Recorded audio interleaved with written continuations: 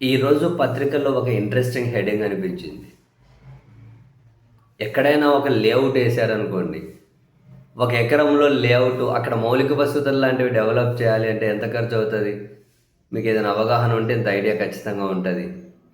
కానీ అమరావతిలో zone 8 land pooling లేఅవుట్లో అట ఒక ఎకరం కోసం యావరేజ్గా 2 కోట్ల రూపాయలు ఖర్చు పెడుతున్నారట. ఒక లేఅవుట్లో ఒక ఎకరం కోసం 2 కోట్ల రూపాయలు మౌలిక వసతుల అభివృద్ధి ఖర్చు పెడుతున్నారట. దేశ చరిత్రలో ఇదో రికార్డు అని చెప్పి రాసుకుంటూ వచ్చారు.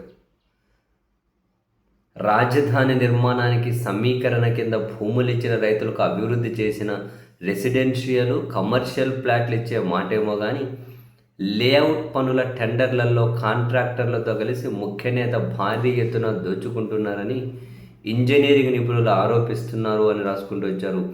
జోన్ 8 అంటే కృష్ణాయపాలెం, వెంకటపాలెం, పెనుమాక, ఉండవల్లి అట. ఈ లేఅవుట్ అభివృద్ధికి పనుల అంచనాలను ప్రతిపాదన దశలోనే భారీగా పెంచేశారట. ఈ లేఅవుట్ అభివృద్ధికి ఎకరానికి సగటున 2 కోట్ల రూపాయల మేర ఖర్చు చేస్తున్నారట.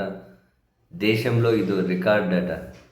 రహదారులు, డ్రైన్లు, తాగునీటి సరఫరా, మురుగునీటి వ్యవస్థ, విద్యుత్తు, ఇంటర్నెట్ కేబుల్ వంటి వాటికి యుటిలిటీ డక్టులు, మురుగు శుద్ధి కేంద్రాలు, శుద్ధి చేసిన నీటిని పునర్వినియోగించేందుకు పైప్లైన్, రోడ్లకు ఇరువైపులా మొక్కల పెంపకం, ట్రంక్ ఇన్ఫ్రాస్ట్రక్చర్ వంటి పనులకు 1305 కోట్ల వ్యయంతో నవంబర్ 14న Amaravati development corporation limited tender notification జారీ చేసిందట. వీటిని 4.03% అధిక ధర అంటే 1358 కోట్లు కోట్ చేసిన మెగా సంస్థకు అప్పగించడానికి సిఆర్డిఏ క్యాబినెట్ ఆమోదం తెలిపాయి. ఈ మేరకు అమరావతి డెవలప్మెంట్ కార్పొరేషన్ లిమిటెడ్కు అనుమతి ఇస్తూ గురువారం పురపాలక శాఖ ముఖ్య కార్యదర్శి సురేష్ కుమార్ ఉత్తర్వులు జారీ చేశారు. దీనివల్ల ఖజానాపై 52.61 కోట్ల భారం పడనుండగా ఆ మేరకు కాంట్రాక్టర్కు లబ్ధి చేకూరనుందట. ఇక జీఎస్టీ, సీనరేజు, న్యాక్ వంటి పన్నుల రూపంలో 277.85 కోట్లను రీఎంబర్స్ చేస్తామని పేర్కొన్నారట. తద్వారా కాంట్రాక్ట్ విలువ 1635.85 కోట్లకు చేరిందట. సో మొత్తం మీద ఒక లేఅవుట్లో అంటే ఒక ఎకరం లేఅవుట్ మౌలిక వసతుల కల్పనకు 2 కోట్ల రూపాయలు ఖర్చు పెడుతూ ఉన్నారట.